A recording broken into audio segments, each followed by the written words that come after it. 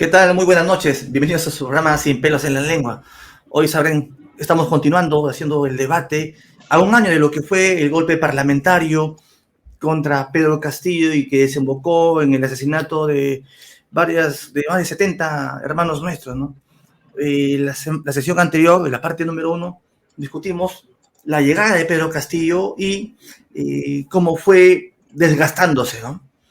Sin embargo, hoy ha quedado un elemento importante, ¿no? ¿Cómo fue las votaciones que se encadenó? ¿Cómo fue la votación y todo eso, ¿no? Que ha meritado hacer un programa más.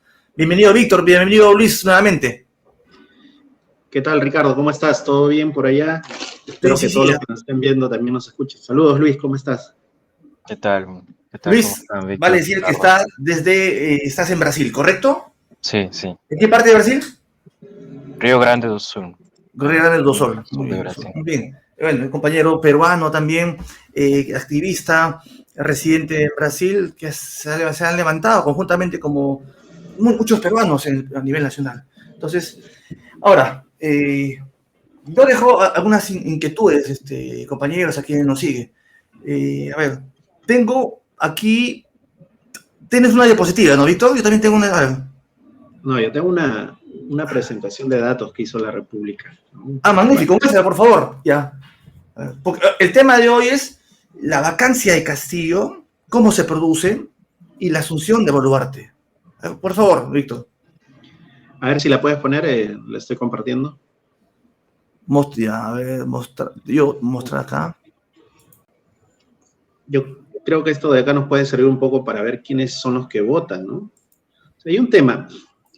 La vacancia es evidente que o el golpe parlamentario, en líneas generales, no se manifiesta de la noche a la mañana, ¿no? Hay un conjunto de elementos, como bien lo decía ayer el responsable de las Fuerzas Armadas, del Comando Conjunto de las Fuerzas Armadas, que ellos ya venían hace 2 meses conversando sobre la posibilidad de la caída de Castillo, ¿no? Entonces, hay toda una serie de personajes que cumplen el papel de precursores, que es algo que habíamos colocado el día de ayer en La Izquierda Diario, para poder dar un golpe a Castillo.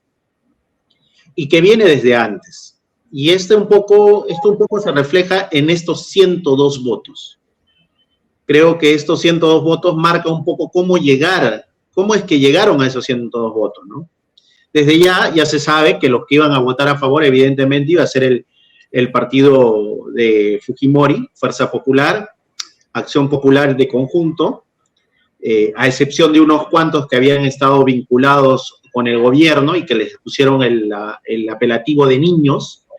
Alianza para el Progreso, que generalmente jugaba de acuerdo a la posibilidad de que le ponga algún ministerio Castillo en algún espacio, y algunas otras fuerzas como Avanza País, Renovación Popular, en algún momento Podemos, entre otros, ¿no? Este Congreso llevó adelante este proceso de votación, se obtuvieron 102 votos de 130. Pero lo más llamativo de todo esto, era que hubieron votos a favor de la vacancia de parte de Perú Libre, del Bloque Magisterial de Concertación Nacional, del Grupo Perú Democrático y del Grupo Cambio Democrático. Y estos nombres son muy llamativos, ¿no? Dentro de ellos podemos encontrar que Sigrid Bazán votó a favor.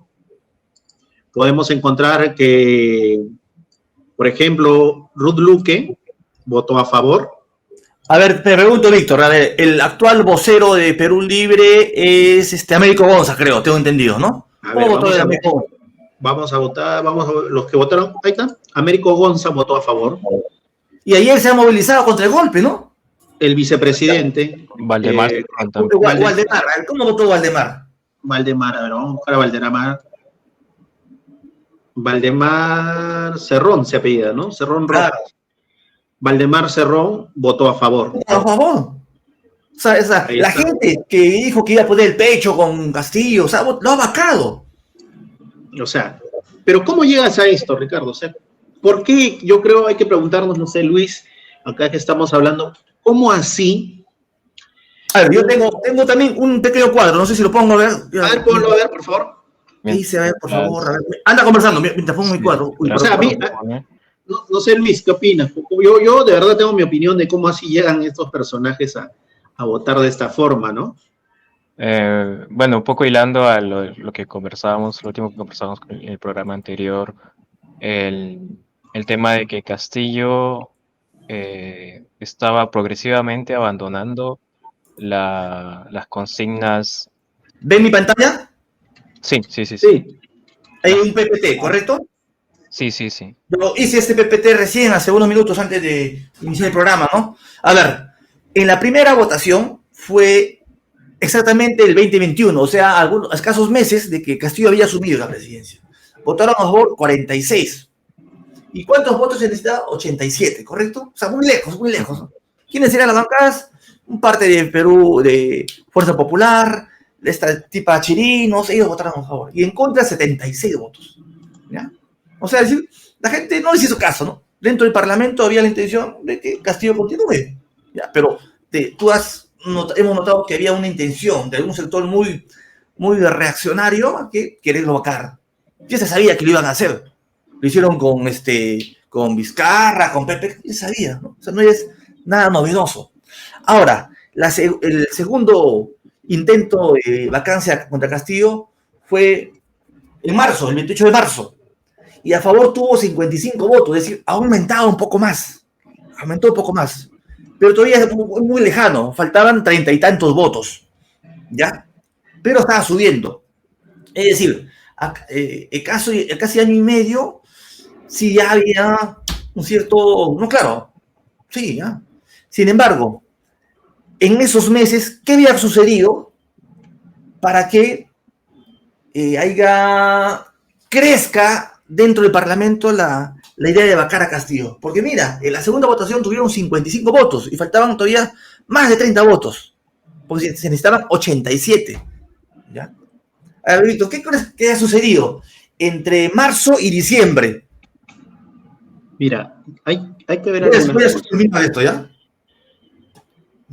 Ah, tengo también, y la votación del 7 de diciembre. Tú has mostrado, acá tengo aquí, uy, perdón.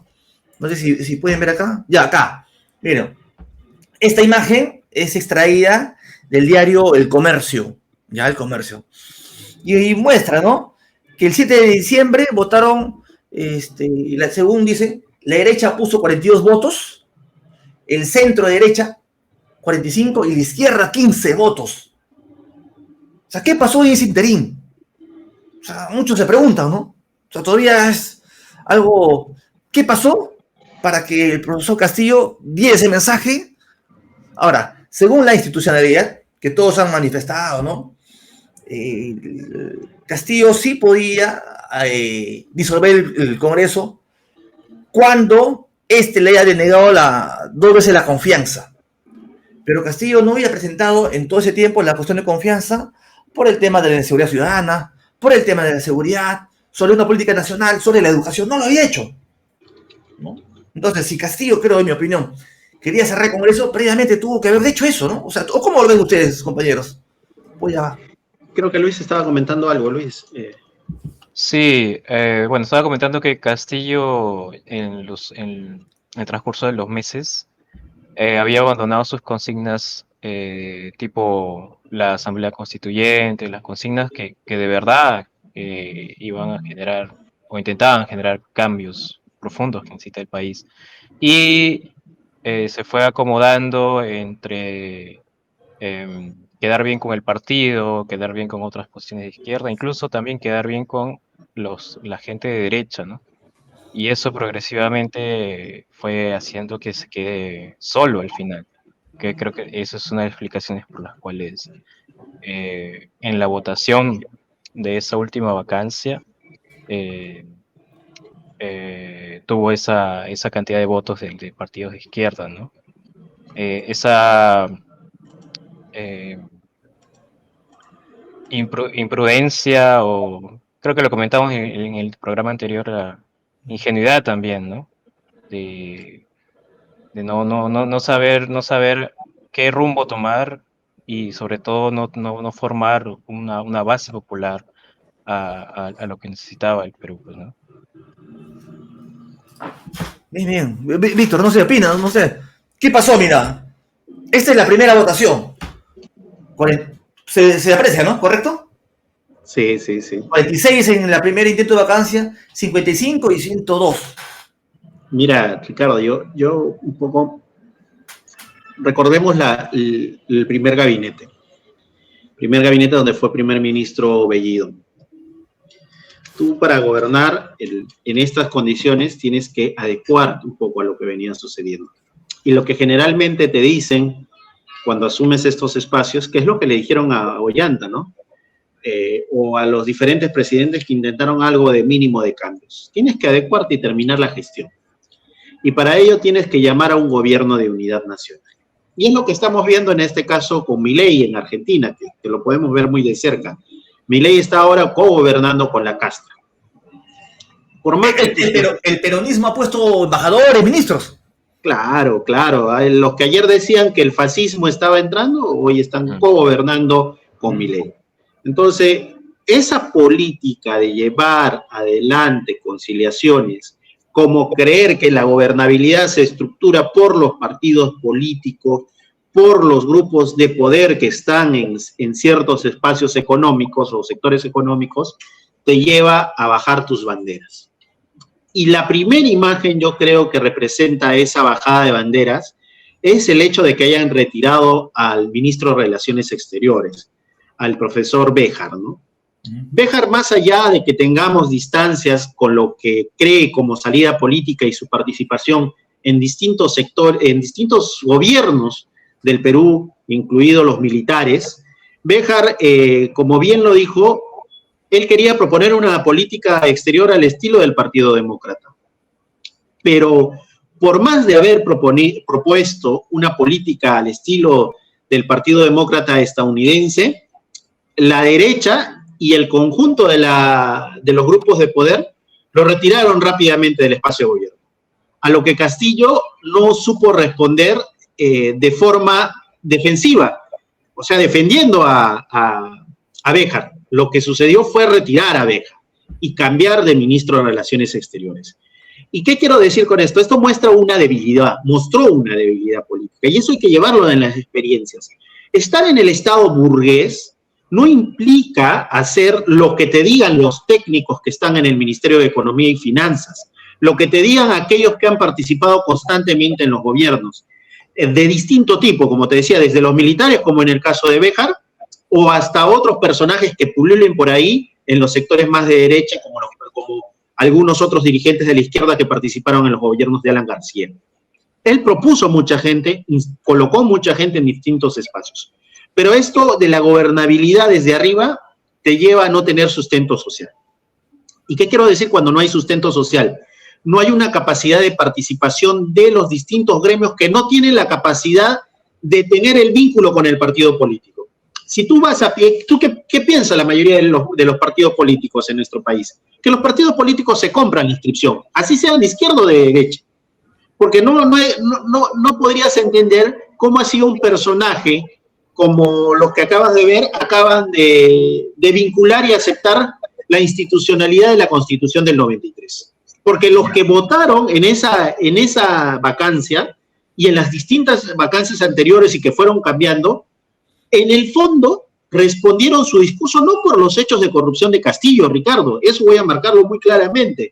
Sylvie Bazán no votó por los hechos de corrupción de Castillo, o la señora Susel Paredes no votó por los hechos de corrupción de Castillo, o de la misma forma la señora Ruth Luque. Ellas votaron a favor de la vacancia de Castillo y apoyaron este golpe parlamentario en el fondo por la defensa de la institucionalidad de la Constitución del 93, la defensa de la institucionalidad de la Constitución impuesta por el fujimorismo. ¿Qué quiero decir con esto? Que estas señoras, que estas compañeras supuestamente de militancia... y también, señores, no te olvides de Cerrón, González, alguna gente más. Bueno, después vamos a ir con los pseudo marxistas-leninistas, que más que todo son loros de paporreta, que por haber estudiado Cerrón en Cuba no te hace comunista, ¿no? Por haber estudiado Cerrón medicina en Cuba no lo va a hacer revolucionario. Cerrón es un burócrata que vivió a expensas del Estado burgués en Huancayo. Y eso hay que decirlo claramente, porque si nos callamos, vamos a ser cómplices de esto. ¿Y qué quiero resumir en conjunto? Valdemar y todos estos otros sectores que... La izquierda puso 15 votos para bajar a Castillo. Exacto. Creen que en esa institucionalidad, por eso que Cerrón es actualmente vicepresidente del Congreso, en esa institucionalidad que fue formada por la Constitución del 93, es una constitución nacida de un autogolpe, donde no participaron la mayoría de la población, por eso hay conflictos constantes en nuestro país, que para nosotros los marxistas es el reconocimiento de lucha de clases, que no tiene nada que ver absolutamente con la paporreta de los grupos incendiarios que existieron en la época del 80 y el 90, sino como análisis del conflicto. ¿Qué quiero decir con esto? Esa constitución del 93 es endeble, débil. ¿Y por qué? Porque la mayoría de la población no votó por ella. Y al defender la izquierda esa constitución, dime. Ahora, sé lo siguiente, ¿no? Está bien, tú dices, pero yo considero de que en el fondo coincido contigo, ¿no? De que estos señores y señoras, y señores también, bueno, ellos consideran de que el modelo actual, bueno, puede ser humanizado, el sistema puede ser humanizado.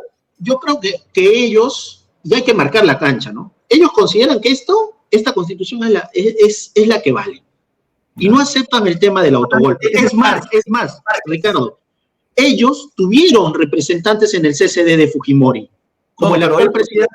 Pero consideran de que esta constitución habla de una asamblea constituyente, pero consideran de que hay que necesitar parches para hacer más humano el libre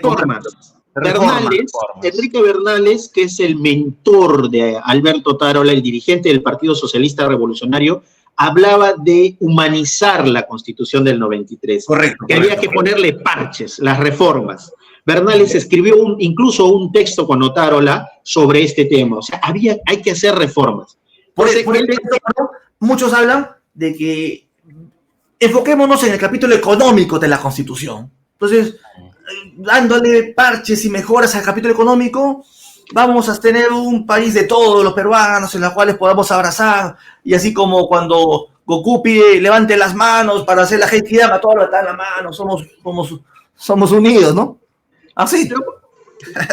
Yo quiero terminar con algo antes de darles el espacio. O sea, sí.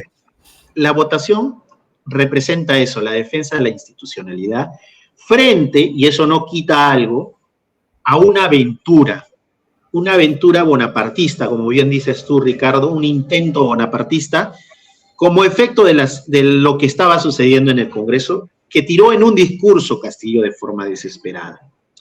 Digo de forma desesperada porque vuelvo a repetir lo que dije en el anterior programa. Se olvidó la forma como ellos tuvieron la victoria del 17, que es a partir de la movilización de grandes cantidades de personas en las calles sosteniendo su propuesta inmensa. Él en campaña dijo, voy a poner al ministro de lo que los docentes decidan, voy a ponerlo como ministro de Educación. El llamar mínimamente una democracia plebiscitaria hubiera permitido la oxigenación de los espacios democráticos. Eso no sucedió. Lo que sucedió es que los ministros se determinaban de acuerdo al pulso económico para poder mantener la gestión. Y entró en una lógica de las obras, las famosas obras. Hay que ejecutar el presupuesto de la nación, que es el común discurso que se dice. Al ejecutar el presupuesto de la nación, entras en unas crisis existenciales de completo, porque estás desesperado porque la obra salga, porque tal cosa salga, y en el fondo sabemos cómo terminan esas obras, y es lo que sucedió con Castillo. Nadie, te vas a acordar, Luis, te vas a acordar, Ricardo, nadie se va a acordar de Castillo y las obras que tuvo durante su periodo. Absolutamente nadie. Lo que el país necesita, y por qué está en crisis, es porque los marcos normativos sobre los cuales se sustentan no representan ni siquiera la foto del instante de la disputa de sectores o clases sociales. Representan el interés de un pequeño sector que ajustó a la mayoría y nos llevó a los niveles de informalidad en el trabajo que actualmente tenemos, en la cual ser tercerizado o el emprendimiento encubre la precarización laboral en la que vivimos. Correcto. Eso yo creo que va por ahí, ¿no? Luis, ¿por qué crees o sea, los votos se hayan inclinado a la balanza contra Castillo? Esa estamos en la discusión, ¿no? ¿A qué le bueno, atribuís tú? bueno, Porque su bancada se le volteó. Su bancada magisterial se le volteó. Y hoy la bancada magisterial de Castillo defiende a Boluarte. O sea, básicamente, básicamente también es otro tema de que esas bancadas de izquierda, entre comillas, al final terminaron hasta ahora intentando jugar dentro del sistema burgués. Y ya en el momento que Castillo anunció su discurso rompiendo constitucionalmente, también querían sacar todo, querían saltar del barco, pues, ¿no? Es decir, aquí no estoy yo. Y resumiendo un poco también lo que decía Víctor, eh, tanto Castillo como Perú Libre y otros partidos que se llaman de izquierda, eh, intentaron jugar dentro del Estado burgués y el resultado que dio es un total fracaso, ¿no? Olvidándose de la base popular, olvidándose de, de qué es lo que necesita el Perú. Este pedido de Asamblea Constituyente que posteriormente también resurgió en las protestas post Castillo ya con Dina, es un pedido que viene de hace años, es un pedido que viene desde que se formó la Constitución del 93, donde los peruanos todos los peruanos no estamos representados. Y eso, alejarse de eso, es, por un lado, de quedarse sin base popular y por otro lado, autoobligarse a jugar dentro del Estado burgués, donde pierde. Pues, ¿no? Y eso es lo que pasó. sí, sí. En el interín, Víctor, no nos olvidemos que sobre Castillo, en los últimos meses previos a que el Congreso lo vacara, múltiples denuncias, ¿no? Se denunció a este asesor, ¿cómo se llama? Que le encontraron $20,000 en el baño, ¿no? La casa de Zapatea, ¿no? Claro, no, pero lo más complicado es el asesor, ¿no? Que él encontraron y no usaba papel higiénico, usaba dólares. Como papel higiénico, encontraban ahí, ¿no? ¿Qué más? Ricardo, un tema principal es que cuando esta gente asume, muchos creen que ahí van a ascender socialmente. Correcto, y ese tipo, el ministro que hoy sigue fugado, Silva, o sea, hay muchos casos, y por ahí hubieron destapes que comprometían al entorno más cercano de Castillo. No digo que Castillo esté involucrado, no estoy afirmando eso, por si acaso, pero el entorno más cercano sí estaba comprometido, ¿correcto? ¿Cuánto hubiera pesado, como muchos dicen, el hecho de este mensaje del asesor que dijo que le había entregado el dinero a Castillo? Perdón, ese mismo día, previo, habían salido denuncias de asesores del equipo de la ministerial, asesores que tienen parte del equipo de Castillo. Es más, uno de ellos era asesor de la hasta Patricia Benavides. Había un tal, ¿cómo se llama? Un tal Salatiel Marrufo, que en los últimos días había empezado a hablar. No sé si tú te acuerdas, eran los dirigentes de la Universidad Pedro Ruiz Gallo en tu época, de Ingeniería Civil. Ahí está Abel, que era muy cercano a Verónica, a Ronald Barrientos, ¿no? Claro, Abel Cabrera, o sea, gente muy buscando ese interés. Claro, no estamos afirmando que a Castillo le han dado plata, ¿no? Pero sí, el entorno muy cercano, ellos sí habían cobrado jugosos sueldos, hoy está fugado Silva. Hay un tema, yo sé que mucha gente se moviliza, ¿no? Pero hay una realidad. Esta gente cree que llega al Estado burgués para poder enriquecerse y lo hace de izquierda a derecha. Yo siempre me voy a acordar, alguna vez cuando estuve trabajando, un tipo de gestión pública dijo, hay que vivir del botín del Estado, ¿no? Hay que vivir lo llevé a este abogado y este me dijo, hay que vivir, y nosotros buscamos ascender socialmente, un tipo de que se reivindica de izquierda y milita en Nuevo Perú ahora, ¿no? O sea, hay que ascender socialmente. Y creen que el Estado burgués es la catapulta para ascender socialmente cuando tu discurso y tu programa es otro. Porque ¿cuál es el programa mínimo que llevan de conjunto para poder ganar en las elecciones últimamente? La Asamblea Constituyente. Y eso fue parte del programa de Ollanta, fue en algún momento parte también del programa de García y de Ollanta en el 2005, de igual manera en el año 2016 Verónica, que luego apostó por PPK, y ahora último Pedro Castillo. O sea, el programa de cambiar algo, de transformar esto, porque la gente no se siente representada, vuelvo a repetir, y eso hay que decirlo hasta el hartazgo, porque los sectores de ultraderecha y de derecha, y ahora en la moda Milei, no conocen de matemáticas, solo conocen de cálculo.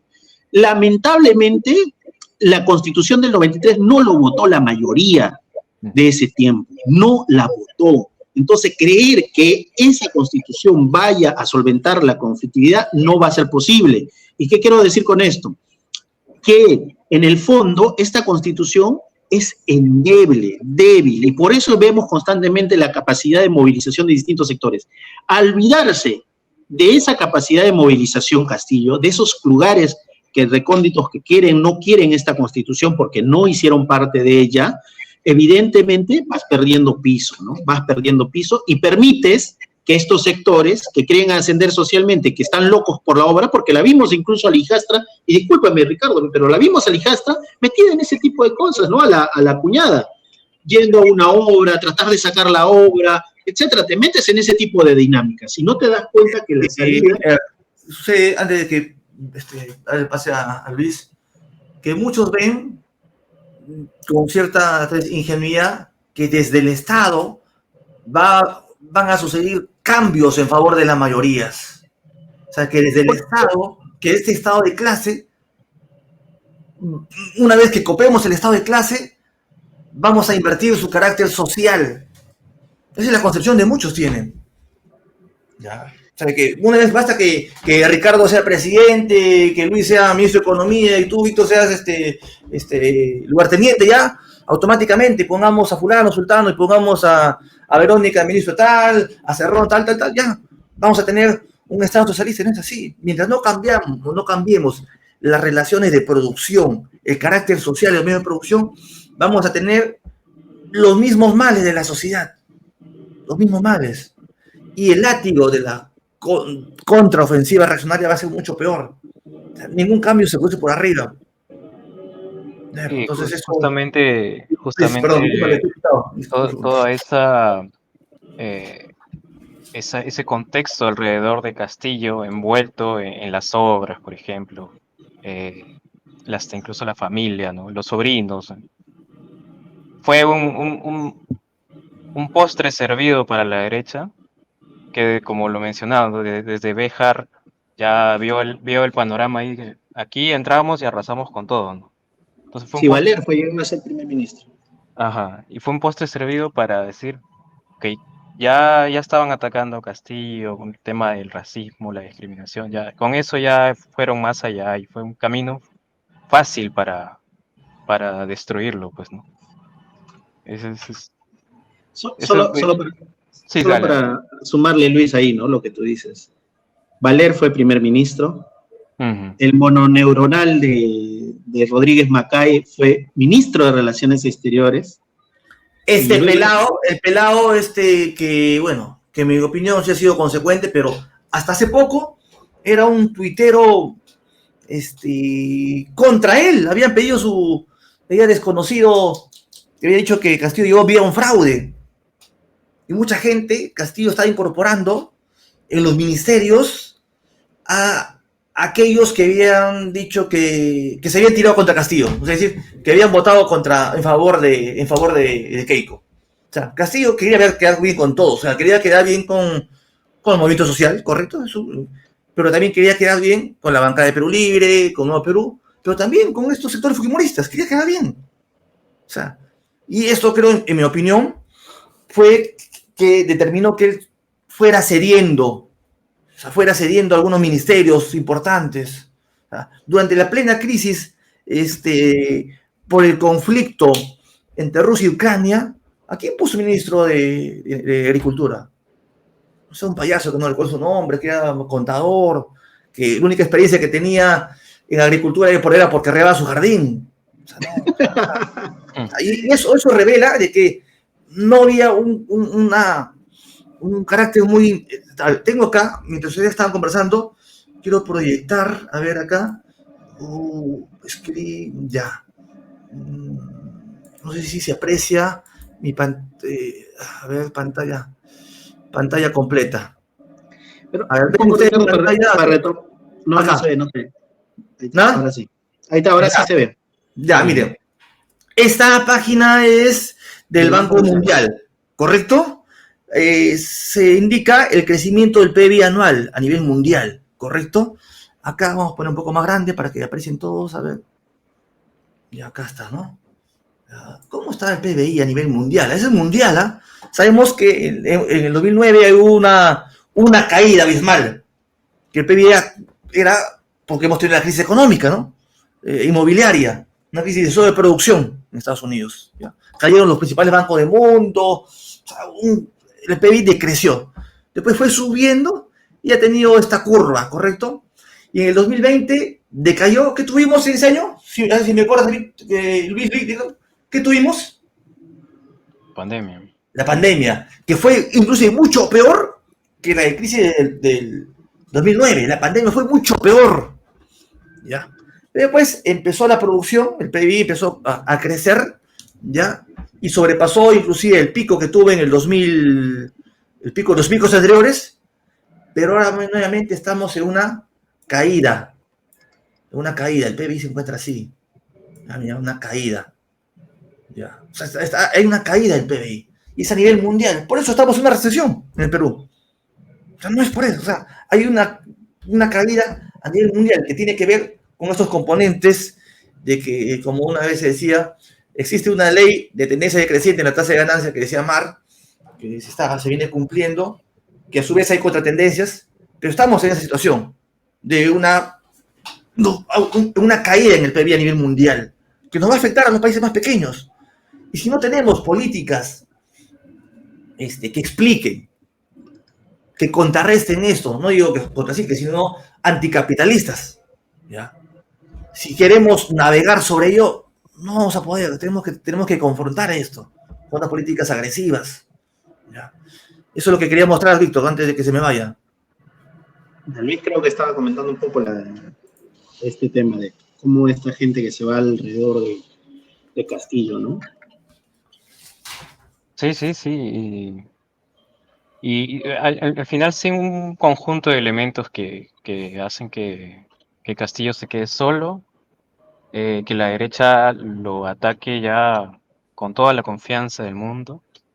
Y yo creo que lo más importante que determinó su caída fue olvidarse las consignas como Asamblea Constituyente y alejarse de la base popular, pues, ¿no? Y yo creo que eso fue lo determinante. Ahora, Víctor, antes de que intervenga, Víctor, mira, el 7 de diciembre, que el profesor Castillo lee el mensaje, en mi opinión, él se ve, le pasan, o él considera de que ya los golpistas tenían la mayoría, ¿no? Tenían la mayoría, entonces lo iban a vacar, ¿ya? Entonces él da una salida un tanto desesperada, que es leer su mensaje, disolución del Congreso, ¿correcto? Y eso facilita que lo que no pudieron hacer los golpistas en ese año y medio, Castillo le terminó haciendo el favor, ¿correcto? Y por eso se produce todo este choque de trenes violento. Eso fue, ¿no? El compañero Castillo tenía que ir a declarar y no declaró. Y cerró el Congreso y se vino lo que se vino. Continúa, Víctor. No, yo quería comentar algunos hechos antes, ¿no? Ellos buscaron conciliar, y lo decía en el programa anterior, con sectores del imperialismo, ¿no? Este tipo que fue viceministro de Gestión Territorial, que era muy del entorno de Bermejo, el propio Bermejo, hablando con la DEA, con la con la policía antidrogas del Departamento de Estado de Estados Unidos. O sea, ¿qué dirán los dirigentes cocaleros con este tipo de congresista? Bueno, alguna vez a mí me dijo la amistad que tuve con Elsa Malpartida, me comentó que lo había retirado, le había dado un puesto de trabajo en su oficina para evitar que siga molestando en la movilización que tenían los cocaleros, en la organización de los cocaleros. Y en la práctica se demostró que este tipo iba a buscar a la DEA, no le interesaba nada para poder sostener mínimamente un vínculo con estos sectores. Betsy yendo a la Embajada de Estados Unidos, entre otros, en medio de un proceso en el cual ya se había establecido de que le iban a dar un golpe a Castillo. La forma y el cómo, la medida no era un escenario claro, pero de que se habían puesto en bandeja desde que, como táctica y estrategia, vacarlo, sacarlo completamente, darle un golpe de Estado a Castillo, eso fue desde el primer momento. Negarlo es obviar toda la historia. Por eso que nosotros estamos en contra, creo, de las personas que dicen que Castillo dio un golpe. No, señores. Entonces, si dices solamente que con ese discurso dio un golpe, tú estás negando toda la historia para atrás. La historia para atrás demuestra que hubo un intento de buscar un golpe de Estado desde el 28 de julio que asumió y antes, porque desconocieron su victoria, desconocieron por lo tanto la voluntad popular. Es el que enfocar, ¿no? O sea, sí, ese hecho marca, por eso nosotros hablamos de golpe parlamentario, porque de conjunto la decisión política fue darle un golpe en cualquier momento a Castillo. Ahora, si ese golpe le da revestimiento democrático, lo cubres de la institucionalidad establecida por una constitución espuria como la del 93, como tú quieras darle el discurso, ya es otra cosa. Y que en ese momento tú no te des cuenta lo que está sucediendo, bueno, pero Castillo tenía en mesa ese golpe desde antes de que asuma como gobierno. Y a la primera medida de conciliación, y por eso grábense, especialmente las mayorías que votaron por Castillo, para entender que a veces votar por el menos malo o por el que mínimamente crea simpatía termina en este tipo de hechos. O bien te traicionan o bien te terminan dando un golpe de Estado, porque ellos quieren todo para ellos, quieren absolutamente todo. Y lo vemos ahora reflejado en las últimas batallas del Poder Judicial. Incluso con esta aparente repartija en la cual a Susana Villarán le dan 36, le posibilitan salir del país, mientras otros le quitan las intenciones. Pero en fin, Ricardo, yo creo, para cerrar este punto, ¿no? O sea, hay una necesidad de refrescar esto, de debatir. ¿Hubo una búsqueda de golpe de Estado a Castillo desde el primer momento? Sí la hubo. Y por eso hablamos de golpe parlamentario. Que Castillo se haya tirado la aventura que se tiró, esa es otra cosa, absolutamente distinta. Y es más, aquellos que hablan de asamblea constituyente y creen que bajo la institucionalidad de esa constitución, que hoy en día el Comando Conjunto de las Fuerzas Armadas la defiende y la petrifica, que implica no más democracia, no implica no más debates sobre el tema, hace ver de que no hay salida al final del túnel. Sí, y para mí sí hay salida. Lo del 2017 marca esa salida, que fue la movilización de una gran cantidad de docentes organizados desde abajo y destruyendo a la burocracia sindical docente que estaba en el SUTEP y anclada en la derrama magisterial. ¿Qué opinas, Luis? Yo, sí, de acuerdo con Víctor, pero también estaba pensando un poco en lo que mencionaste de que Castillo tenía la opción de hacer la cuestión de confianza. Correcto. Tenía esa opción, pero no fue por ese camino.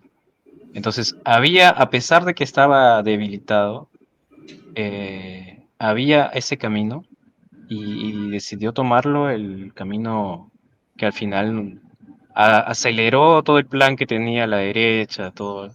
Porque la propia Constitución habla de que hay una forma, un procedimiento para disolver el Congreso, que es de que previamente te haya negado 2 veces la confianza. Cuestión que nunca hubo. Discúlpame, Luis. Sí, ahora, y al final no tomó ese camino. Incluso si él no hacía nada y el Congreso lo vacaba, hubiera sido otro quiebre ahí. Sí. Porque el Congreso es impopular. Hasta ahora se ha vuelto más impopular que en esa época. Y podría haber tomado ese camino también. Que dejarse vacar y ver qué reacción había entre la población, pues, ¿no? Sí, ahora, yo recuerdo de que en esos días Castillo tenía un saquito muy parecido al que usaba Evo, ¿correcto? Y así decían que Castillo era una especie de Evo peruano, ¿no? Y despertaba mucha simpatía ahí entusiasmo, ¿no? Había entusiasmo en favor de Castillo. Y bueno, creo que de muy buena manera, ¿no? Sin embargo, hay que decir que dentro de los cánones de reformismo, Evo hizo lo que pudo hacer porque tenía una estructura a nivel nacional y tenía los sindicatos, gremios, o sea, un aparato. Sí. No discuto su política, sino un aparato a nivel nacional, que era el partido, que era el movimiento del socialismo. Y acá no había ido, ¿no? Víctor, háblanos, a ver, ¿había un aparato nacional o exagero en mi opinión? Pero yo creo, Ricardo, que hay que entender por qué se forman esos aparatos nacionales. Esos aparatos nacionales se forman desde abajo, por fuera de las burocracias sindicales. Yo solamente para poner un ejemplo, ¿no? En todos esos procesos progresistas del continente, o que le llaman la ola de izquierda, que tienen un poco de izquierda, que son estas lógicas desarrollistas que ganaron en la época del inicios de este siglo, con Chávez, con Correa, etcétera, son procesos que no toman en cuenta las burocracias. ¿Y qué quiero decir cuando no toman en cuenta las burocracias? Que no hay participación de los partidos comunistas, de los partidos socialistas, y estos más bien al revés, se incorporan dentro de ese proceso porque ven que están siendo relegados y necesitan subsistir en ese proceso. Y como tú bien dices, el caso del MAS es que es un instrumento de un movimiento social, que es el movimiento cocalero, que organiza un partido político, que es el MAS y PSP. En el caso peruano, esto debería haber sido la Federación de Docentes, que era el organismo que estaba vinculado a Castillo. Pero ¿cómo haces esto? Esto lo haces con lógicas de clandestinidad, manteniendo los mismos dirigentes burocráticos. No, hay algo que diferencia, y creo que logra y tiene más incidencia en otros países, es que hay un grado de rotatividad, hay un grado de poder discutir y debatir. Y por eso yo decía al inicio, si es que él hubiera llevado mínimamente una democracia plebiscitaria en ciertos espacios, hubiera oxigenado eso. Porque muchos de estos dirigentes, como Tello, por ejemplo, yo te estoy seguro. En favor de vacancia, hay que repetirlo. Claro, Tello, que era dirigente de su gremio, de esta federación, no representan, pues, evidentemente, el carisma de la mayoría, ¿no? Tello no es el dirigente que pueda hacer la mediación o el vínculo con el gran aparato estatal. Entonces, hubiera permitido esas oxigenaciones que sí tuvo el proceso boliviano y que aún ahora tiene problemas. ¿Por qué? Porque el objetivo de esas organizaciones es solamente llegar a conducir a gobernar el Estado burgués. Y no ven que en sí mismo tienen la suficiente energía para poder manejar e iniciar a tocar la producción. Y lo que tú decías, las relaciones de producción. ¿Qué quiero decir con esto? Que no basta con llegar al Estado burgués. Es más, se vuelve un peso porque te desgasta, como en el caso de Castillo. Castillo terminó recontra desgastado. O no me van a decir que está ahora con la energía para poder salir. Hoy en día en Barbadillo no hay mucha cantidad de personas que estén saliendo a apoyarlo, etcétera. Los desgasta.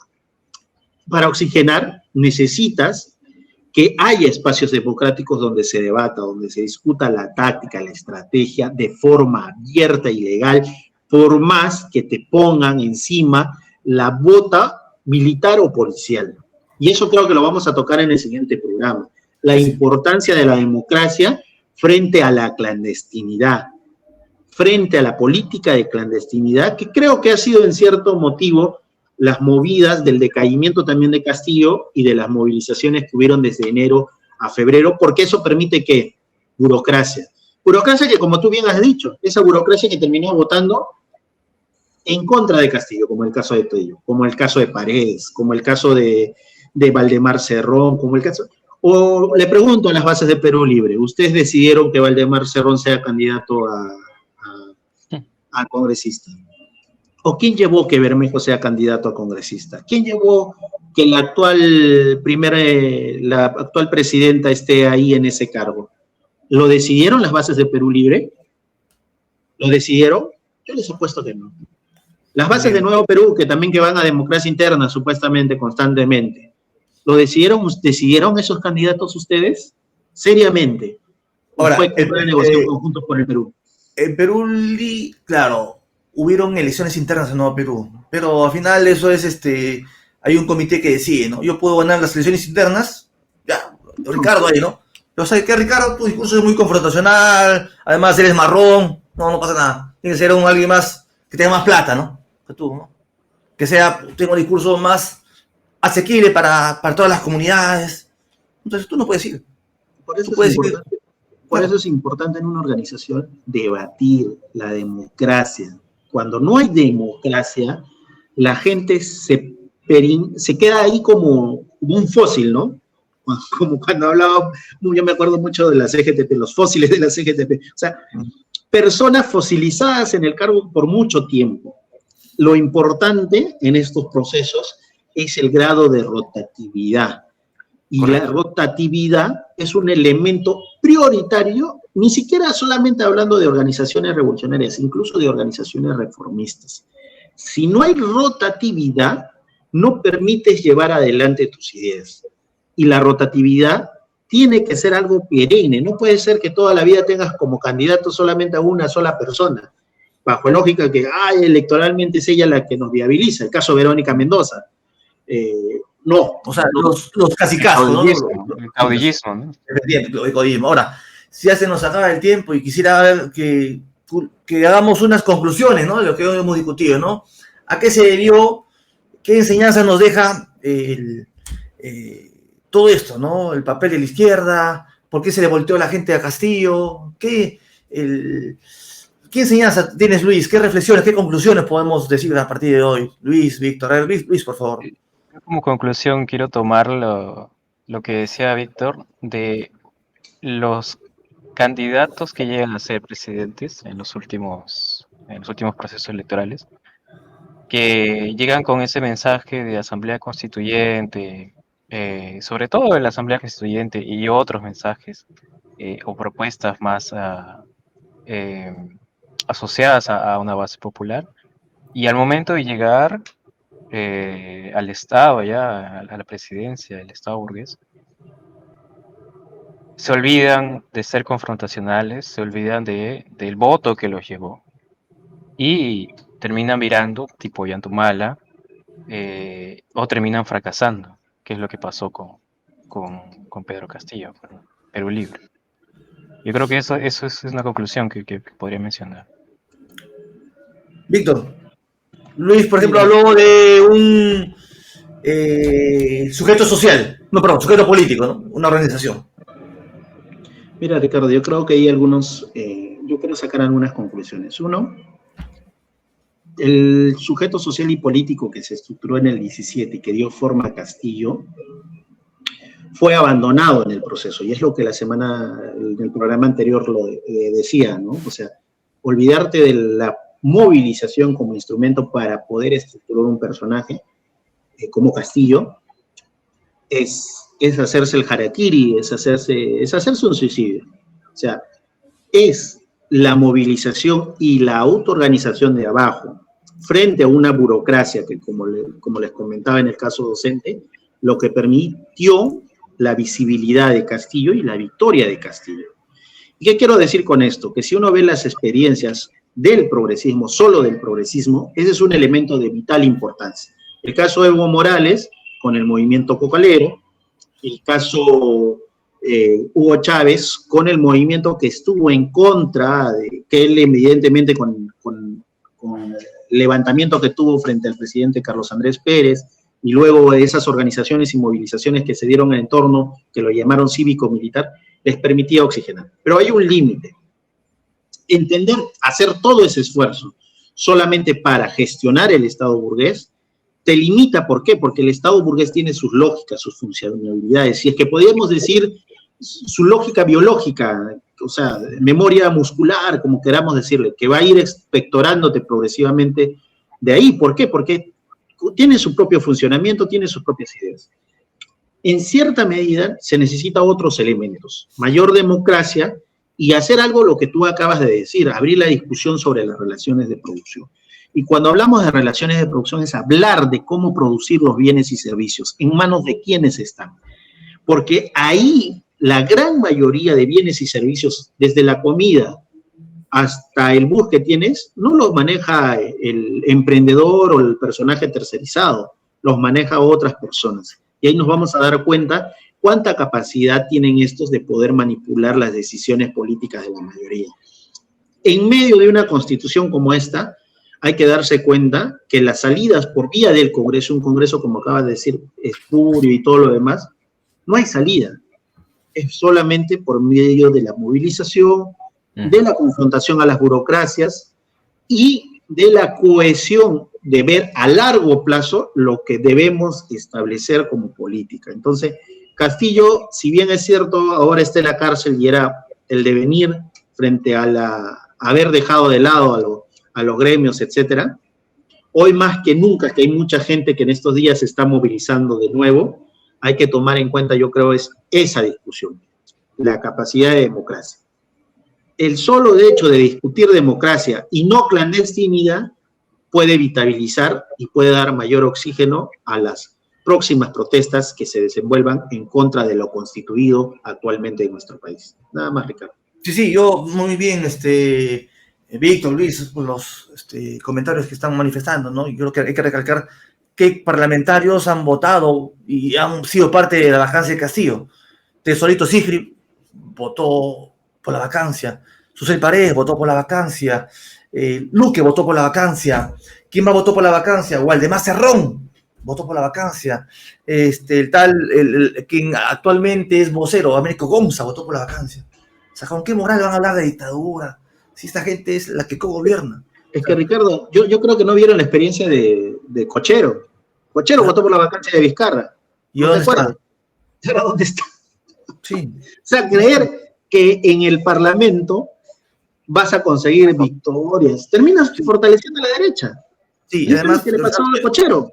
Que este triunfo de Castillo debió haber permitido y ayudado a que se geste una estructura a nivel nacional, o los embriones de una estructura nacional. Era la oportunidad. Correcto, que sea un sujeto político a largo plazo, pero no se pudo, porque cada organización o cada partido veía al Estado como un botín, cada grupo más organizado o menos pequeño. No, y también los balances. Claro, cada organización hoy está haciendo su propio balance, desde quienes han sido parte del gobierno, teniendo bancada, y otros más pequeños, ¿sí? Poniendo asesores o poniendo papelucheros, hacen su balance. Pero su balance está alejado de una crítica más de clase, más marxista, ¿no? Yo creo que eso es un elemento importante, ¿no? Entonces tal vez si cierro con esto y tal vez alguien quiera cerrar, que ahí nos estamos dejando en el pendiente el tema de la Asamblea Constituyente que has mencionado, Víctor y Luis. Yo los invito para discutir nuevamente la Asamblea Constituyente y por qué no cayó Boluarte, que es un elemento importante. ¿Por qué no cayó Boluarte? No sé, tal vez cierra tú, Víctor, por favor, yo estoy ahí. Solamente antes de cerrar, que sí, tenemos que tocar un próximo programa y creo que Izquierda Diario hizo un texto ¿por qué no cae Boluarte? Estuvimos muy de cerca en las movilizaciones y hemos visto algunas falencias, ¿no? Y ahora que se vuelve a retomar la protesta, es importante, creo, retomar ese discurso. La amplia democracia para poder rebatir, pese a tener encima las amenazas de la bota policial o militar. La democracia implica discutir desde cero todo. Y los que creen ser constituyentes, que manejan el derecho constitucional o respeto, no están perenizando su discurso a partir de una constitución espuria. En resumen, Ricardo, yo creo, el siguiente programa vamos a tocar un poco lo de Boluarte, porque Boluarte no fue una persona que viene de la ultraderecha y viene ejecutando actos de ultraderecha.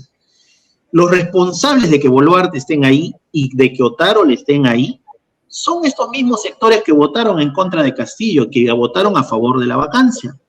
Recordémoslo siempre eso. Son sectores que creen la solución en el Estado burgués y que desestiman la posibilidad de que la propia gente pueda organizar y tomar en sus manos la posibilidad de producir bienes y servicios. Acá nadie está pidiendo, y esa es la postura marxista, nadie está pidiendo beneficios sociales o no trabajar. acá sostenemos que nuestra política, y es la clase trabajadora quien debe de tomar en sus manos el gobierno y tomar adelante la producción de los bienes y servicios. Eso dejemos para el próximo capítulo, si no se nos agota. No, hay que decirlo, Ricardo, porque Adelante. la ultraderecha está muy, muy emocionada diciéndonos que somos una tira de vagos, ¿no? Y hay que decírselos en su cara. Sí, Nosotros creemos en que la clase trabajadora es el principal elemento, ¿no? Y nos diferenciamos de estos sectores reformistas. Sí, correcto. Efectivamente, nuestra crítica y crisis es por la izquierda. Nosotros consideramos de que es la clase trabajadora la que tiene que tomar en sus manos la producción. Entonces, yo te invito a cerrar, Luis. Cierra, por favor, el programa. Bueno, queda como adelanto esa discusión de la Asamblea Constituyente y de fortalecer la clase trabajadora para llegar a hacer los cambios que necesita el Perú. Ya lo discutiremos en el siguiente programa. Muchas gracias a todos quienes nos han seguido, nos vienen siguiendo. Estamos ya haciendo un programa especial en torno a lo que fue la vacancia contra Pedro Castillo. Estamos con respecto a la consigna, ¿no? Porque él esté en libertad y que suma su proceso como lo está asumiendo Vizcarra, como lo está asumiendo Keiko y Humala, ¿no? Creo que y Fujimori. Fujimori, ¿no? Bien. Entonces, y hay mucho por discutir. Este programa, lamentablemente, es de 40 minutos, 45, ya nos estamos excediendo, ya va a entrar el siguiente capítulo de la función que tenemos. Y bueno, muchas gracias, Víctor, Luis, y los invitamos para el siguiente martes que está discutiendo la política. Muchas gracias. Está pendiente, ¿por qué no cayó Boluarte? La Asamblea Constituyente. Muchas gracias.